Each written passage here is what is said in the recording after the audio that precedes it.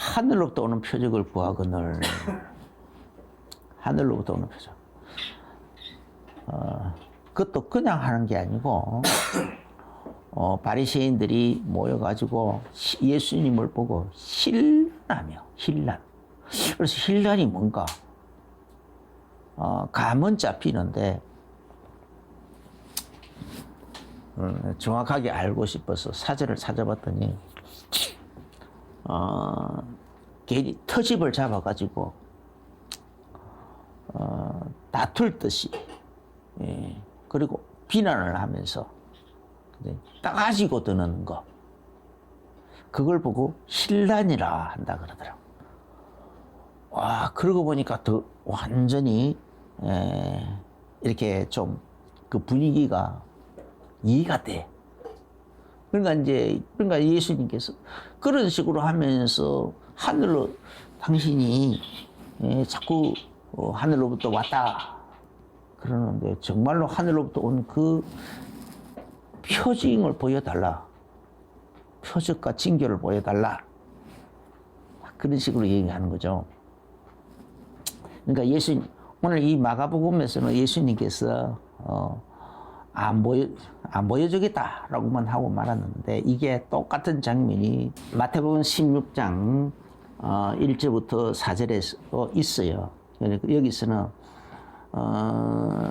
오늘 이 마가복음에서는 바리새인들만 이제 얘기를 하는데 이 마태복음 16장에서는 바리새인들하고 사두개인들이 함께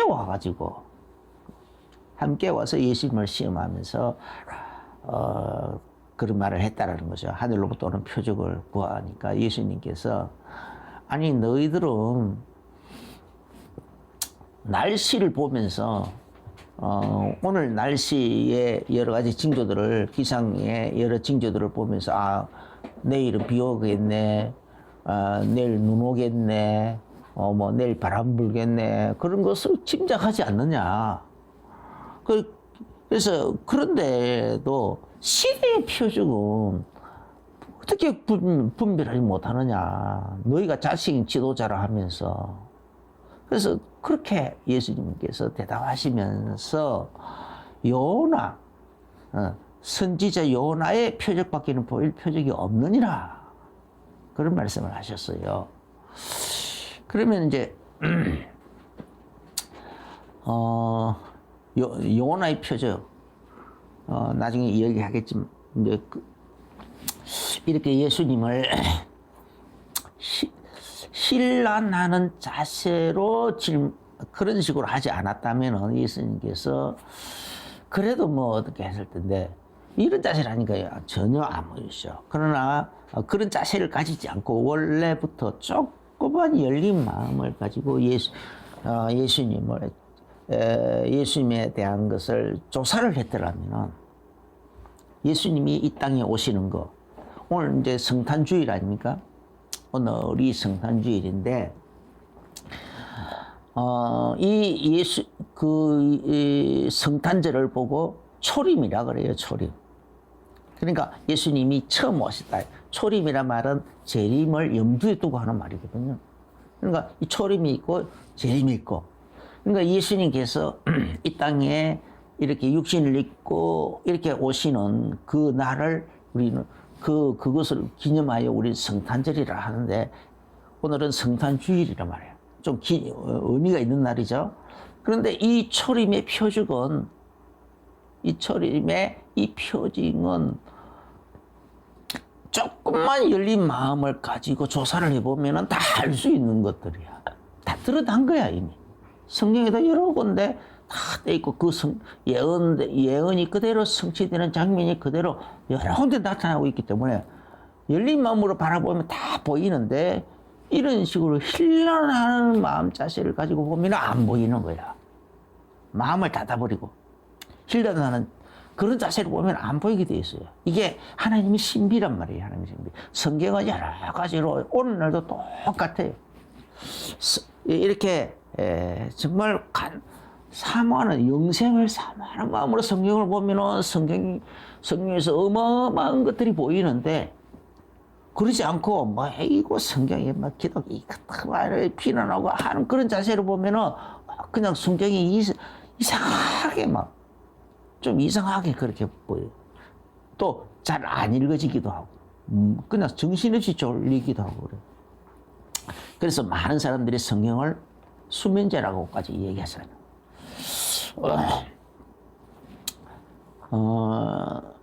그래서 왜 그럴까? 하나님께서 왜 그런 식으로 성경을 기록되어 있을까? 물론 영적인 것도 있지만 하나님의 마음에서 또 다른 면에서 보면은 이 열린 마음이 아니고 닫힌 마음은 그건 하나님 보실 때는 그건 쭉정이에요, 쭉정이. 그런 쭉정이들까지 하나님이 억지로 끌어들이려고 하지는 않는다라는 거예요. 쭉정이를 끌어내시기 위해서, 끌어내기 위한 하나의 그 방법이에요, 방법. 하나님이 방법인 거예요. 그래서 성경을 기록할 때에 성경은요, 그 한 글자 한 글자에 하나님의 영감, 영적인 감각으로 기록됐다. 그걸 보고 신학적인 전문용어로 축자 영감서를 이렇게 얘기하는 거예요. 성경의 한 글자 한 글자는 그냥 얘기책이 아니라는 거예요. 그 하나하나가 다 그런 영적인 감각으로 기록되어 있기 때문에 그런 비밀들이 숨겨져 있는 거예요. 그러면은 이제 초림에 대해서 성경은 이미 장소가 다 예언되어 있어요. 장소가. 그죠? 이렇게 미가서, 아까 우리, 이제, 성식교독 할 때도 봤는데, 미가서 5장 2절에 보면요, 베들레헴 에브라다야, 너는 유다 고을 중에 작을지로 이스라엘 다스릴 자라가 너에게서 내게로 나올 것이라. 하면서, 그러나 그의 근무는 상구의 태초에니라. 상구의 태초에 영원에 있다. 라고 하셨어요. 그러니까 이미 장소가 어디요? 베들레헴 에브라다. 거기에 하나님이 원래부터 하나님이신 그분이 육신을 입고 거기로 태어난다는 말이에요. 아기로 태어난다라는 거예요. 아기로. 그래서 그걸요, 이 사람들만 관심 없어 억지로 안 받아들이려고 하면서 보니까 모르지, 헤롯은 알았어요. 헤롯, 그 악한 왕 헤롯은 알고, 그때 2살 아래의 남자아이들은 몽땅 다 죽였다니까. 그쪽 지역 부근을 아예 그냥. 그런 어마어마한 큰 악한 일도 하고 그랬다니까. 왜? 자기 왕권이 자기 아들한테 왕위를 물려줄 텐데, 아니 이스라엘 왕으로 태어나면 어떻게 되냐 이 말이야. 내가 왕인데 내 자식한테까지 물려줘야 되는데, 그러니까 잔인하게 갖다 죽여버린 거예요. 그 다음에 또 이제 두 번째로는 별의 징조가 있어요. 별의 징조. 왜 별의 징조가 꼭 필요하냐? 창세기 1장 14절에요. 해와 달과 별들을 하나님 만들어 놓고는 그들을 향하여 징조와 사시와 연한을 이루라 라고 했거든요. 징조, 여기에 징조가 뭔지 몰라서. 그런데 이제 이것을 가지고 그래서 별을 보고 연구하는 사람들 그 점성학이라고 그러잖아요. 점성. 또 점성 수리를 하기도 하고. 그런데 그런 사람들, 그런데 성경에 그런 사람들이 있더라니까.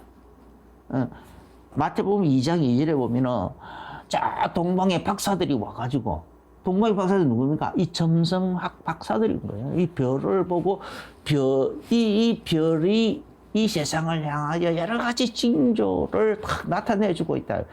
그래서 또 그쪽 부분으로 이 연구하는 사람들은 또 그런 식으로 보는가 봐요. 그래서 별의 어떤 흐름을 따라서 세상의 기운이 어떻게 바뀌고 어떻게 하고 막 그런 걸 다 아는가 봐요. 그러니까 이제 어떤 별이 유대인의 왕으로 나타나시니까 어디 있느냐? 우리가 동방에서부터 그의 별을 보고 그에게 경배하러 왔노라. 그러니까 뭔가 특별한, 이거는 보통 그냥 일반 왕도 아니고 특별한 왕이라는 왕이라는 것을 이 사람들이 알고 저 멀리 그 외국에 저 외국에서 이 먼 이국까지 그 경배하기 위해서 그 별을 보고 그렇게 찾아왔더라. 난리가 났죠. 난리가 났죠. 그래가지고는 이제 그러니까 헤롯과 헤롯 주변에 있는 사람들은 금방 그 말을 듣고 야 어디서 나겠느냐라고 물으니까 바로 베들레헴 에브라다를 찾아냈잖아요. 그러니까 이제 그래가지고 이제 얘기해 주니까 거기서 이제 나와가지고 그래서 가서 찾거든. 나도 가서 경비할 테니까 알려달라라고 하니까 이제 그래가지고 그 집에서 이제 헤롯 왕궁에서 나와가지고 밖에 나오니까 비로소 별이 다시 인도를 해가고 그 아기 예수님 태어나신 그 집 위에서 머물러 있더라. 다시. 그래서 거기 가서 경배도 하고 준비한 예물도 드리고.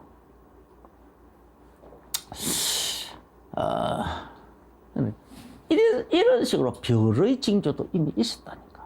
이걸 조금만 이렇게 연구해 보면은 다 있잖아요. 다 조금만 조사해 보면은 이거 다 드러난 거야. 그뿐에 이거 그 목자들도 이미 다 별을 보고 또 천사들 가서 알려주고 그런 얘기를 그 지역에 가서 물어보면 아름 다 그게 이미 다 소문 다 나 있는 건데 조금만 열린 마음으로 조사하면 다 되는데 그 다음에 또 세 번째 이제 그 징표가 뭐냐면 그러니까 처녀 잉태 아닙니까? 처녀 잉태 이사야 7장 14절에 그러므로 주께서 친히 징조를 너희에게 주실 것이라. 보라, 처녀가 잉태하여 아들을 낳으시오. 그 이름을 임마누엘이라 하리라. 이 처녀라는 순수한 처녀를 만나는 말이에요. 그죠? 결혼 안 한 처녀가 아니라 순수한 남자를 전혀 알지 못하는 순수한 처녀. 그런 처녀가 잉태해가지고 아들을 낳게 된다. 근데 그분은 누구냐? 네. 그래, 이 예언은, 창세기 3장 15절에 내가 너로 여자 원수가 되고 여자의 후손은 내 머리를 상하게 할 것이라 하는 이 예언에 여기서 여자의 후손으로 오시는 이에 대한 좀 더 구체적인 예언이란 말이에요. 그죠? 그죠? 수많은 여자들 중에 인류의 절반이 여자 아닙니까? 그런데 그 중에서 순수 처녀로 좀 더 좁혀서 그렇게 했다. 그런데 그렇게 오시는 그 왜 여자의 우선 오고 이렇게 또 처녀의 우선 오시는 또 그 뱀의 머리를 깬다는 게 뭐냐? 뱀은 이 옛뱀이라는 옛뱀. 계시록 12장 9절은 옛뱀은 곧 마귀라고도 하고 사단이라고도 하고 온 천하를 깨는 자라. 또 용이라고도 하기도 하고 하는 이런 거예요. 그래서 그런 머리를 깬다는 말은 뭐냐? 그 권세를 깨버린다는 거야. 권세를 깨버리는 거야. 그래서 바로 그 예언을 따라서 마태복음 1장 20절부터 이렇게 보면은 동정녀 마리아에게 천사가 나타나가지고 이제 막 얘기하잖아요. 그래가지고 그 동정녀 마리아에게 네가 아들을 낳을 것인데 내가 남자 모르는데요. 성령으로 말만 나타나는 거다. 성경이 성취되는 것. 창세기 3장 15절과 이사야 7장 14절 그 성경에 예언되어진 대로 그 예언 성취가 너를 통해서 일어날 거다 이 말이죠. 그래서 네가 성령으로 말미암아서 너는 남자로 태어난 것이라 성령님이 너를 통하여 너에게 잉태하여 말씀이 그 잉태하여 하나님 나타나실 것이다. 그 이름을 예수라라. 아들을 낳을 것인데 예수라라. 그는 자기 백성을 저희에서 구원할 자이기 때문에 알려주잖아요. 그러면 이걸 조금만 조사해 보면 되잖아요. 조금만 조사해 보면 마리아도 조사해 보고 가서 물어보면 되잖아.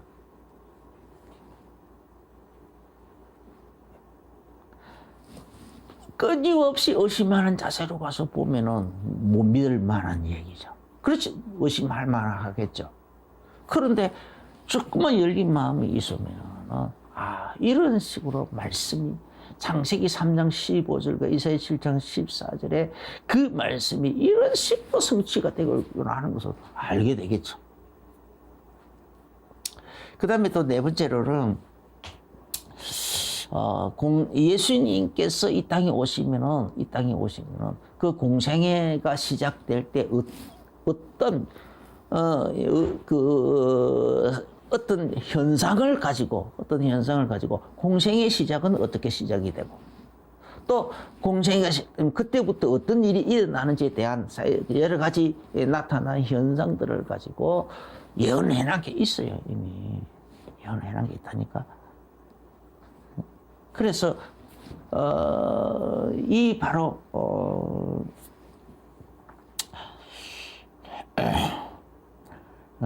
요한복음 1장 32절부터 34절에 보면은 내가 보면 성령이, 그러니까 세례 요한이 증거를 하는 거죠. 세례 요한이 예수 그리스도에 대해서 증거를 하는데, 세례 요한의 증거가 뭐냐면, 내가 보면 성령이 이제 예수님에게 이제 세례를 베풀 때 성령이 비둘기 같이 하늘로부터 내려와서 그의 위에 머물렀더라.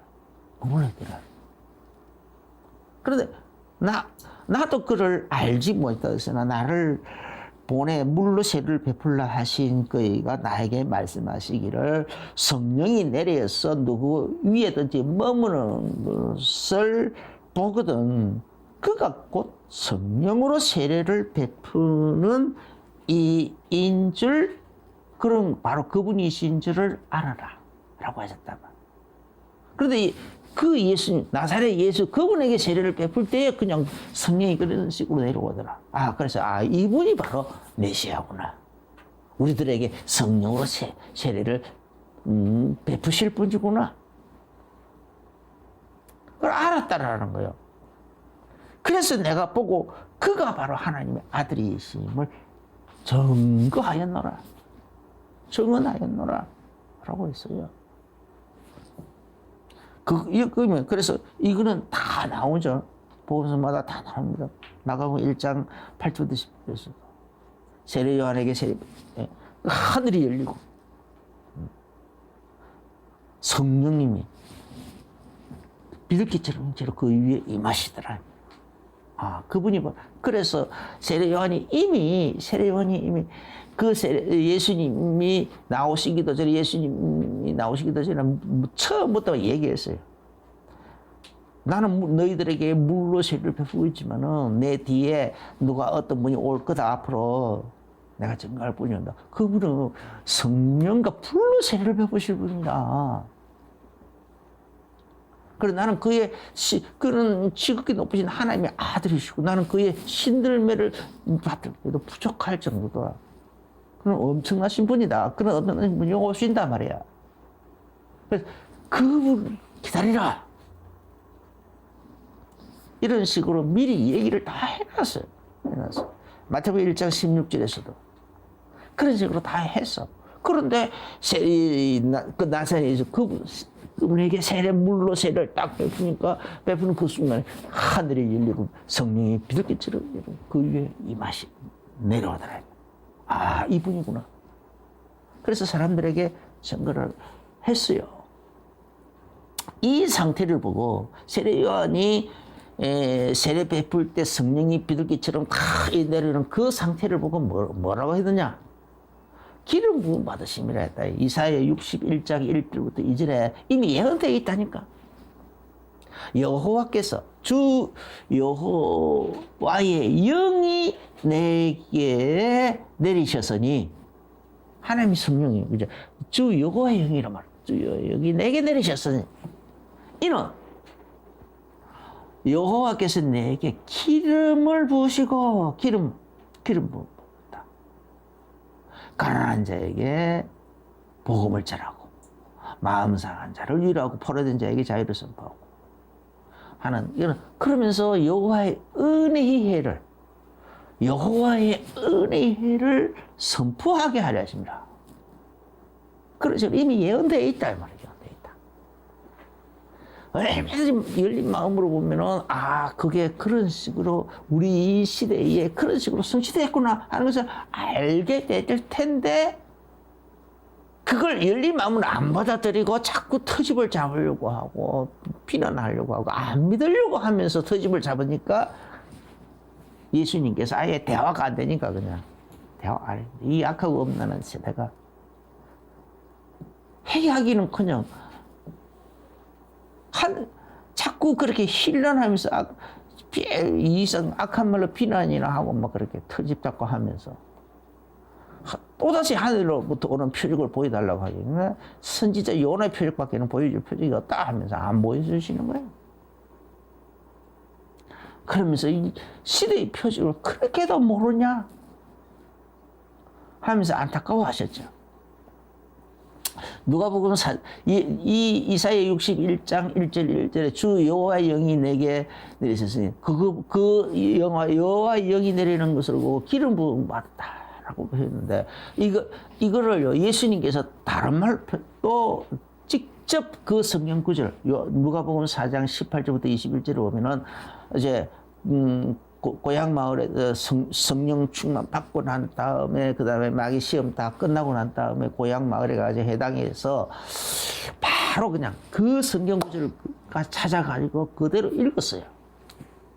읽어놓고 그걸 어떤 식으로 표현했냐? 주의 성령이 내게 임하셨으니 성령이 임하셨단 말이에요. 주 여호와의 영이 내게 이사야 61장에서 주 여호와의 영이 내게 내리셨으니 라고 했는데 그것을 누가복음 4장 18절에서는 주의 성령이 내게 임하셨으니 라는 식으로 표현하셨거든요.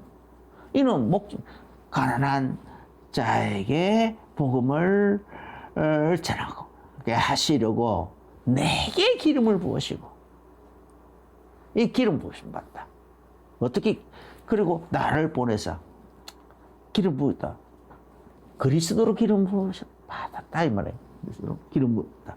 그래서 나를 보내서 포로된 자에게 자유를 또 눈먼 자에게 하시고 눌린 자를 자유케 하고 주의 은혜의 해를 전파하게 하시며 이사야 61장에서는 여호와의 은혜의 해. 그런데 누가복음에서는 주의 은혜의 해를 선포하게 하시며 예수님이 베푸시는 그 은혜의 해를 선포하게 한다 라고 했어요. 그래서 이걸요 이렇게 기름 부어 다니엘서 9장 24절 25절에서 보면은요 지극히 거룩하니가 그러니까 허물이 끝나고 죄가 끝나고 죄악이 용서되며 영원한 의가 드러나고 환상과 예언이 응하며 또 지극히 거룩한 이가 기름 부음을 받으리라 이렇게 이 메시아가 나타나면 이렇게 그리스도가 나타나면 그제 그분은 언제부터 시작하느냐? 지극히 거룩한 원래 그분은 하나님의 아들이신데 그분이 처음에는 사람 가운데서 그냥 표 없이 살다가 어느 날 하나님의 날이 이르면 때가 되면 기름 부음을 받는다. 지극히 거룩하냐? 원래 예수님 그분은 지극히 거룩하신 분이시란 말이에요. 그런데 때가 돼서 기름 부음을 받으면은 그 순간부터 말이에요. 그 순간부터 허물이 끝이고 죄가 끝나고 죄악이 용서되고 영원한 의가 드러나고 환상과 예언이 응하고 그런 현상. 메시아가 나타났을 때에 그리스도가 나타났을 때에 그런 현상이 나타난다. 이루어진다라는 거예요. 할렐루야. 이거 얼마나 큰 거예요. 그래서 우리는 누구든지 예수 그리스도 앞에 나가면은 다시 정죄가 없는 거예요. 죄가 용서받아 버렸다니까. 죄가 없어져 버렸어요. 죄악이 영속돼서 더 이상 정죄가 없다니까. 그리스도 예수 안에서는 다시는 정죄함이 없나니. 그죠? 생명의 성령의 죄와 사망의 벌에서 너를 해방하였음이니라. 할렐루야. 이 얼마나 큰 일입니까?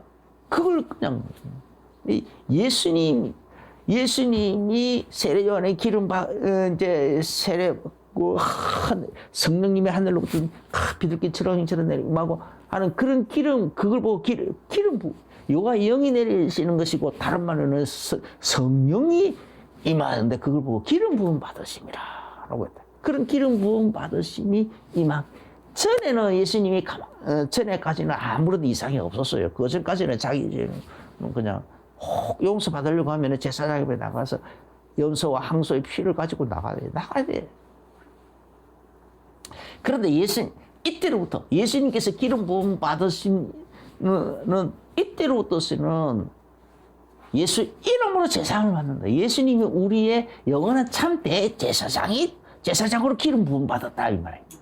그리고 예수님 그 자신이 참 선지자로 참 왕으로 기름 부음 받았어. 그래서 그 예수님에게 나가면 누구든지 마귀의 잔의 자리에서 해방이 되는 거예요. 사단의 종된 자리에서 해방이 되는 거예요. 그죠? 거기다가 하나님과 원수된 우리들과 다시 하나님과 만날 수 있게 됐다. 그래서 하나님을 다시 만날 수 있게 되고 하나님을 다시 경외하고 섬기고 사랑할 수 있는 그 길이 새로 열렸다 이 말이에요. 새로 열렸다. 하나님과 함께를 누릴 수 있는 하나님과 함께 살고 더불어 살고 하는 그 길이 새로 열려졌다 이 말이에요.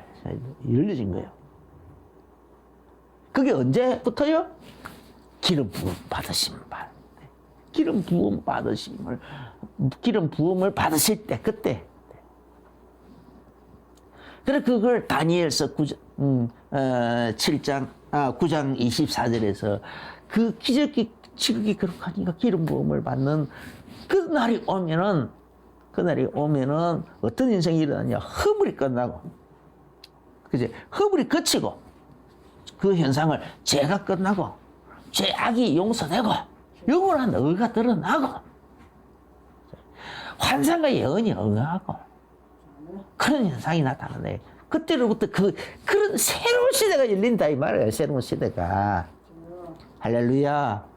어마어마한 큰 축복이라니까.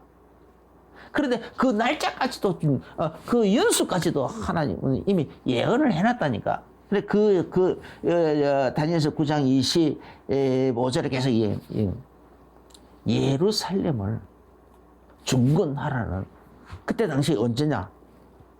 예루살렘 이미 저 바빌론 포로로 잡혀가 있을 때란 말이에요.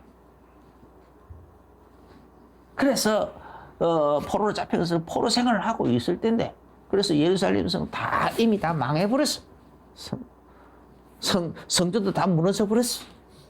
그런 때에 다시 그 예루살렘 성을 다시 세우라는 명령이 내려온다. 어느 날. 그때로부터 시작이라는 거예요. 그때로부터 카운트다운이 시작된다. 너와 너 백성을 향하여 카운트다운이 시작되는데 7일에와 62일에 쉽게 말하면 보태미는 69일에 69일에. 그래서 69일에 483년째. 너희들이 지금은 포로로 잡혀있지만은 그동안에 곤란한 동안에 어려움 중에서도 힘들게라도 성전도 건축되고 다시 중건이 되고 예루살렘 성읍도 다시 중건이 돼가지고 그 성읍이 번창하게 될 거다. 그때 그래서 483년째 그때에 지극히 거룩한 이가 기름 부음을 받을 거다라는 거예요. 그때가 언제냐? 대충 계산해 보니까요. 그 여러 가지 조금씩 허용 오차가 조금 있지만 예수님이 세례 요한에게 요단강에서 세례 받으시는 그 해라는 거예요.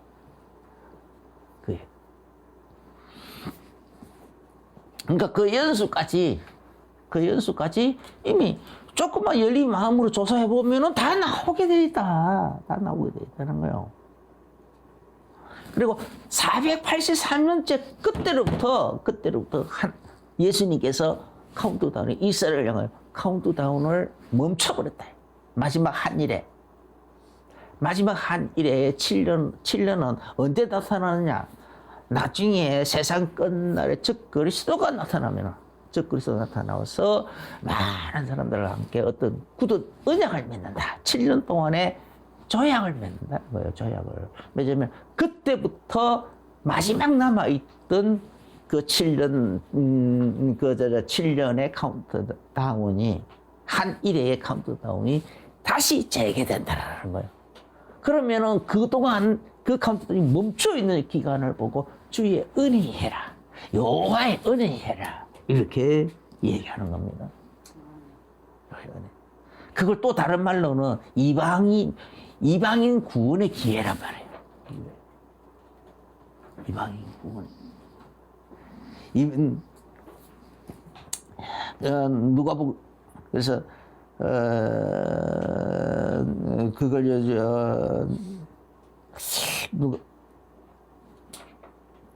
이방인은 누가복음 21장 24절인가 이방인의 때라고 표현하고 이방인의 때가 차 있겠지. 예루살렘의 이방인의 손에 짓밟히기라 그렇게 했다.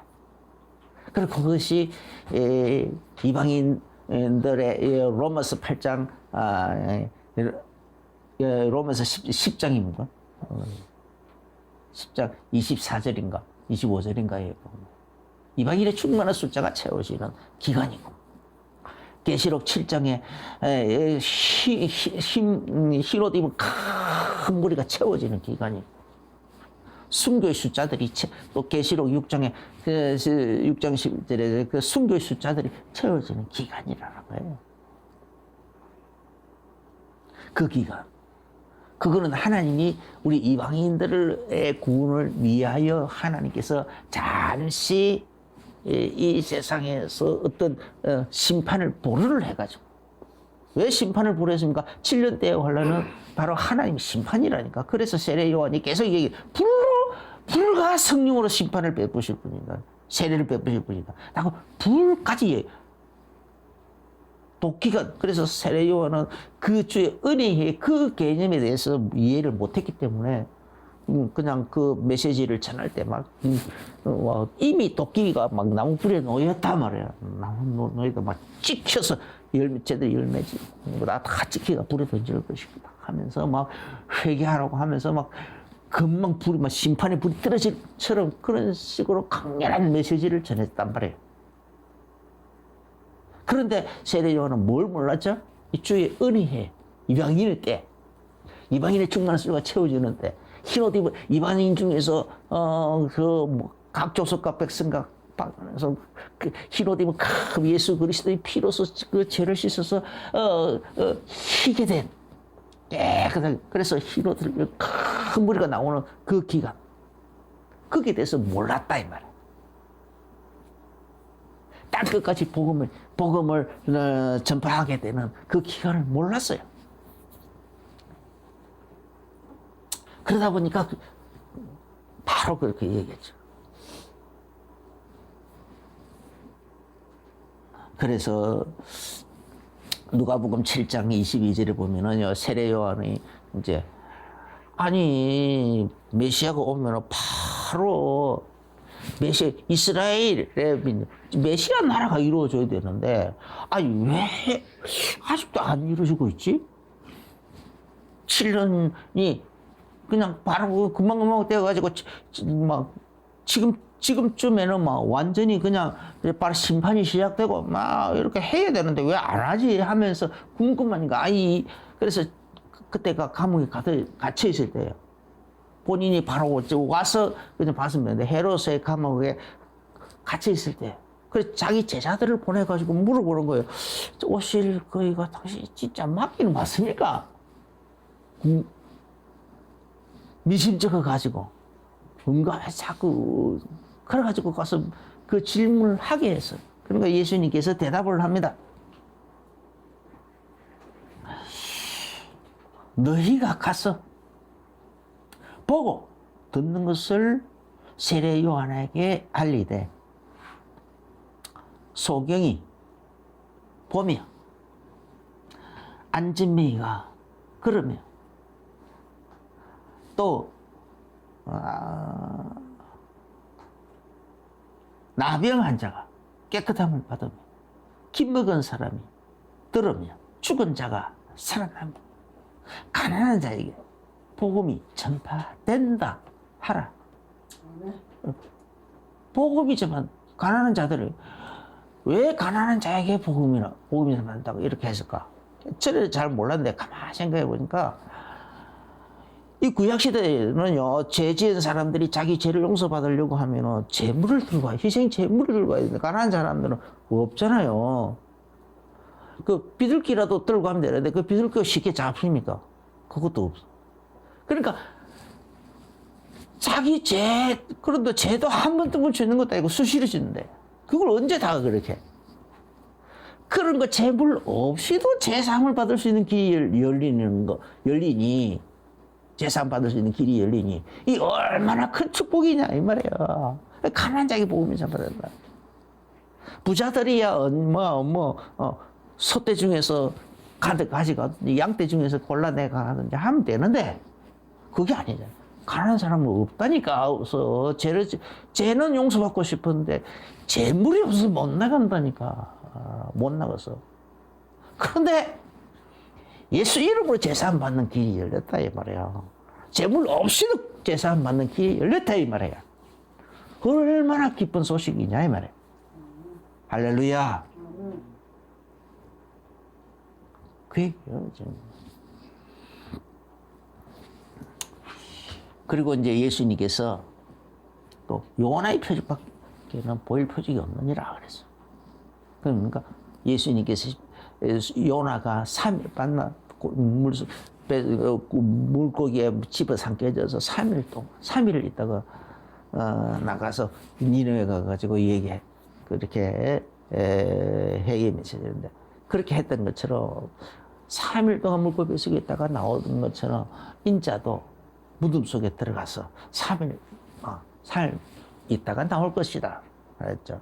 그걸 예수님께서 이미 수없이 얘기했어요. 마태복음 12장 39절에 악하고 엄난한 세대가 표적을 구하나 선지자 요나의 표적밖에는 별 표적이 없느니라 라고 하셨는데 그걸요 예수님께서 마태복음 16장 21절 베드로가 주는 그리스도시요 살아계신 하나님의 아들이십니다 하는 신앙 고백을 하니까 그때로 비로소 이제 때가 됐다, 가르칠 때가 됐다 싶어가지고 예수님께서 이때로부터 가르치기 시작한 게 뭐냐, 자기가 예루살렘에 올라가가지고 대제사장들과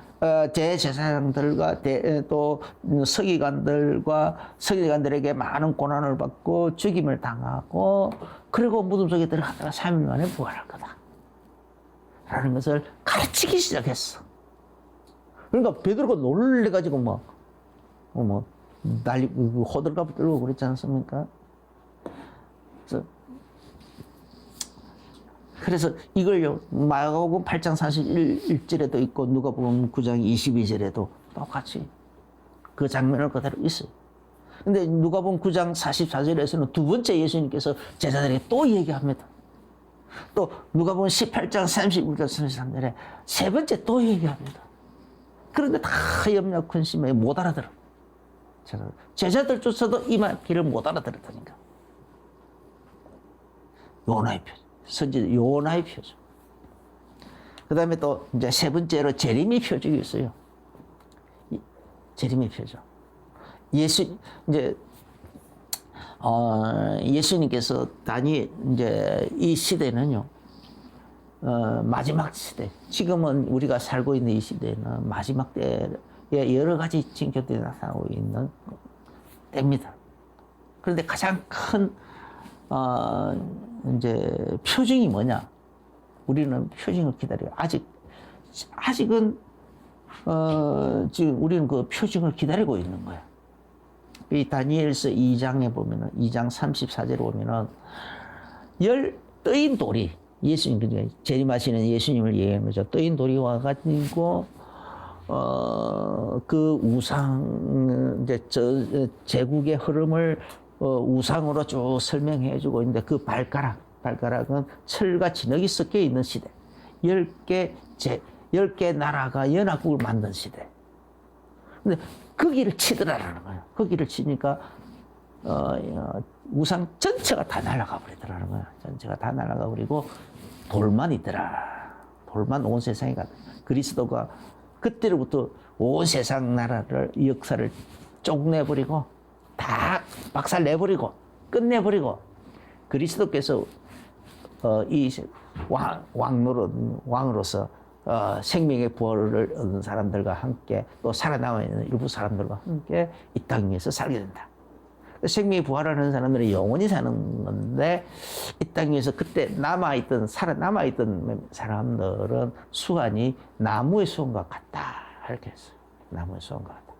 백세가 못 되어서 죽은 사람은 저주를 받은 자라 할 것이라 라고까지 얘기했어요.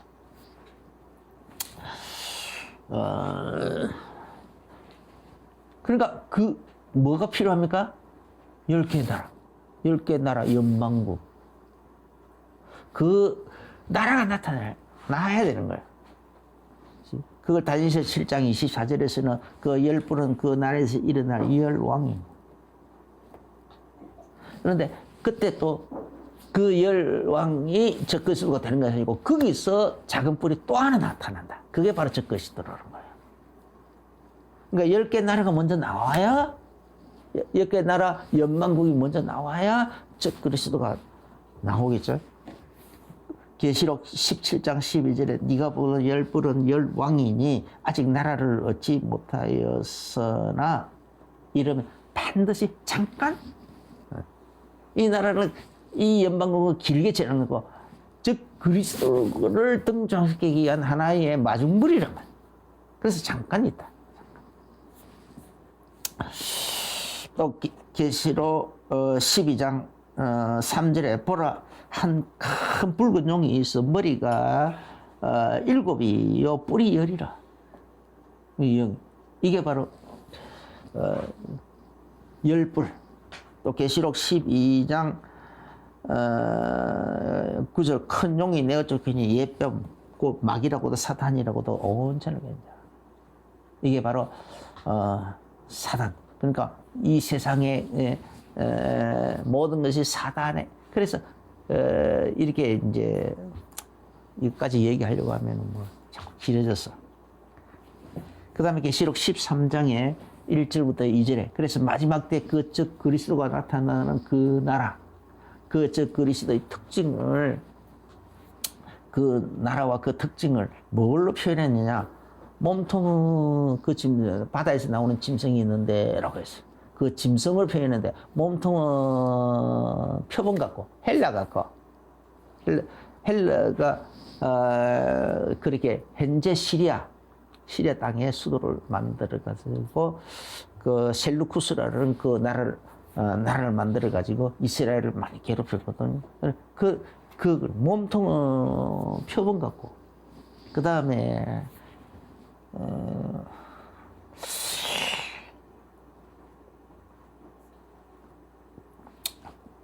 그 이제 여기도 이 짐승도 머리가 7이고 뿔이 10이라.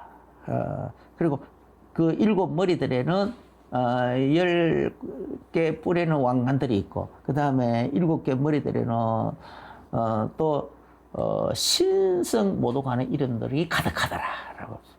그러니까 제국이 다 보면은 자기를 보여서 전부 다 왕이라고 했죠. 하나님의 아들이라고 그래요. 하나님의 대리자라고 그러고. 신성 모독하는 이름들이 가득하더라. 그리고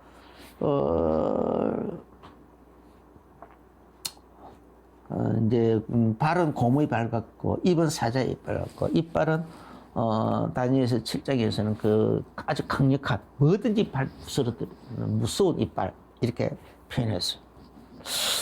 그래서 아마 지금의 중동 정세는 바로 이것을 태동시키기 위한 바로 이 마지막 이 10발가락의 시대. 그죠?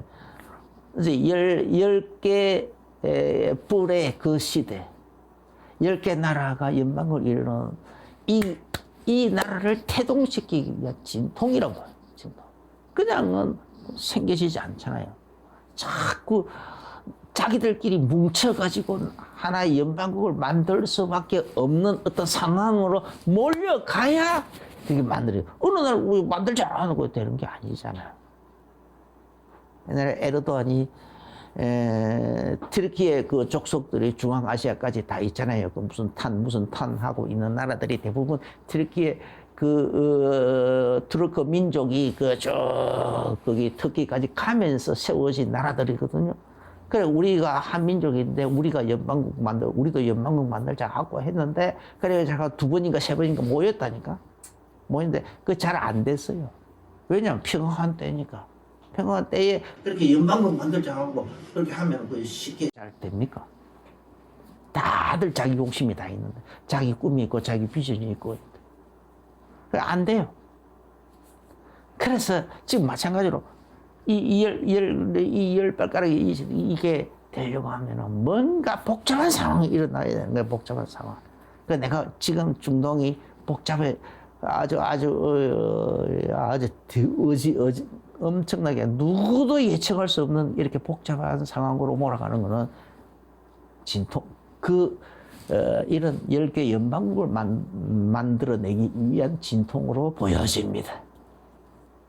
주위에서 보시고 바로 깨어있게 되시 예수 이름으로 축원합니다. 기도하겠습니다. 주 예수님 감사합니다. 예수님께서 시대의 표징을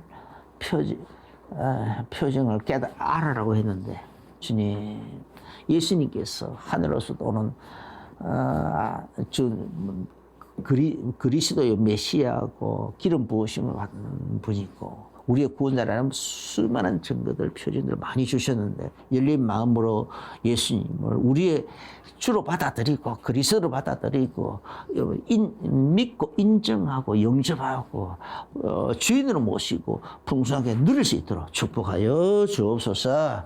그리고 또 이제 다시 그 예수님께서 이 땅에 또 재림하실 그 시간표가 점점 가까워오는 이때에 우리가 시대의 표징에 대해서도 깨어있게 하여 주옵소서. 감사하고 예수님 이름으로 기도합니다.